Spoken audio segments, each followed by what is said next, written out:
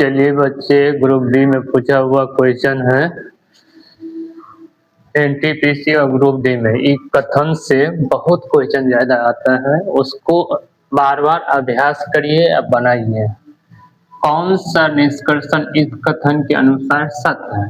कथन में है कि P बड़ा है Q से, Q छोटा है या बराबर है C से, C छोटा है B से या बराबर है B बराबर है M से, M बड़ा है D से।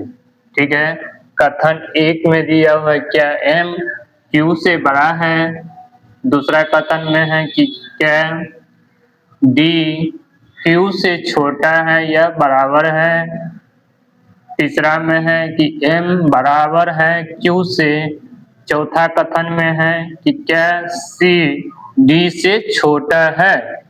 देखिए बच्चे, पहला कथन के अनुसार देखते हैं कि M बड़ा है Q से, ऐसे जो सिंबल रहता है बड़ा के, ऐसे रहता है छोटा के। ये बड़ा का सिंबल है और ये छोटा का सिंबल है। ठीक है, ये छोटा का, ये बड़ा का। ठीक है, वहां बीच में नहीं ठीक होता है, इसके लिए अलग कर देता है। ये बड़ा के लिए होता है, ये छोटा के लिए होता है, छोटा के लिए। ठीक है, तो देखते हैं M बड़ा है Q से, M कहाँ है वहां है, और Q कहाँ है वहां है। तो M और B तो बराबर है, और B बड़ा है या बराबर है C से, और B बड़ा है या बराबर है Q से। तो ये तो वहां से वहां इक्वल है, ये दोनों बराबर है, तो वो भी उससे बड़ा है या बराबर है, वो भी B भी बड़ा है या बराबर है, C भी बराबर है। तो ये कथन आपको M और D दोनों बराबर है, तो जब M बड़ा है Q से, तो B जब Q से बड़ा है या बराबर है, तो M भी बड़ा होगा। तो कथन एक सही है, मगर एक ही सत्य नहीं चलेगा कि बड़ा है या बराबर है। दोनों कथन जब सही होगा तब इक्वल होगा। एखन तो ये बड़ा में सही है कि M Q से बड़ा है। देखते हैं D Q से छोटा है या बराबर है। तो D कहाँ है, D वहां है और Q वहां है।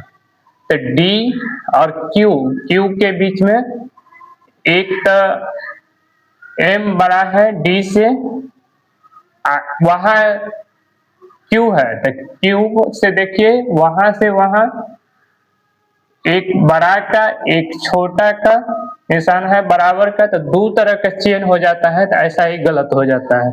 ठीक है, M बराबर है या बड़ा है, कभी बराबर है M Q से, तो ये तो ठीक है कि M और B जब बराबर है, E बड़ा है B बड़ा है C से या बराबर है, और B C बड़ा है या बराबर है Q से, तो बात तो वहां से वहां सही है। यानी ई कथन भी आपका निष्कर्ष निकल जाता है कि M बराबर है Q।